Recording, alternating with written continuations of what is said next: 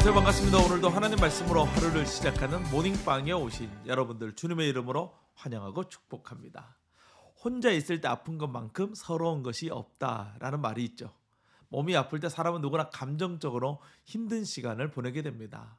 사실 몸이 아픈 것은 다른 사람이 느낄 수도 또 이해할 수도 없는 나만의 영역인 것이죠.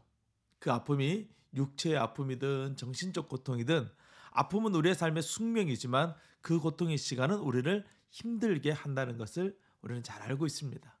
오늘 우리가 함께 묵상할 하나님의 말씀은 시편 102편 1절에서 11절 말씀입니다. 시편 102편은 고통당하는 자들에게 이 기도문으로 사용되는 그런 시편입니다. 1절 말씀 위에 표제를 보면 고난당하는 자가 마음이 상하여 그의 근심을 여호와 앞에 토로하는 기도라고 되어져 있습니다. 특별히 육체의 질병과 그로 인한 고통 가운데 있는 사람에게 시편 102편은 많은 위로가 되는 그런 말씀인 것이죠.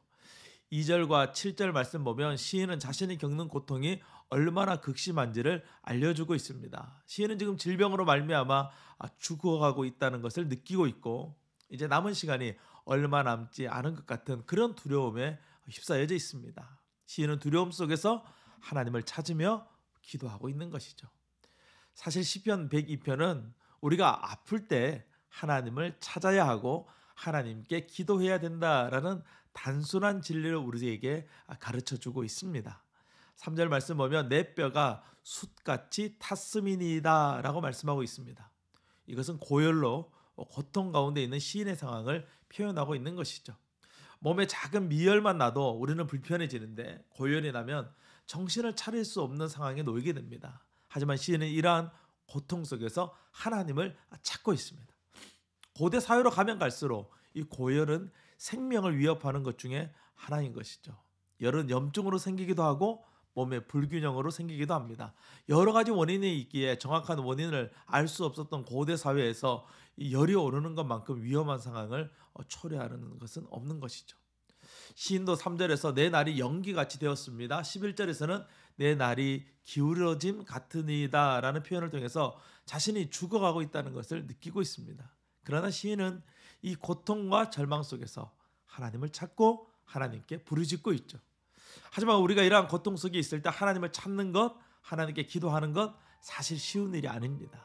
기도하는 것보다 아픔이 크고 기도하는 것보다 절망과 염려가 더 크기 때문에 때로는 이러한 상황에서 우리는 기도하지 못합니다. 그 순간은 마치 영적 전투의 시간과도 같습니다. 우리는 고통의 몸을 이끌고 마음을 이끌고 하나님께로 나아가야 합니다. 그리고 한마디라도 하나님께 기도해야 되는 것이죠. 하나님은 그러한 기도에 응답하시고 역사하십니다. 아무리 깊은 절망이 우리를 찾아온다 할지라도 우리는 기도해야 한다는, 우리는 기도의 사람이라는 사실을 잊지 않는 것, 그것이 큰 은혜입니다. 날마다 말씀을 묵상하고 기도하는 거룩한 습관을 쫓아가는 여러분의 삶이 될 수 있기를 주님의 이름으로 축복합니다. 오늘도 주님과 함께 승리하세요. 샬롬.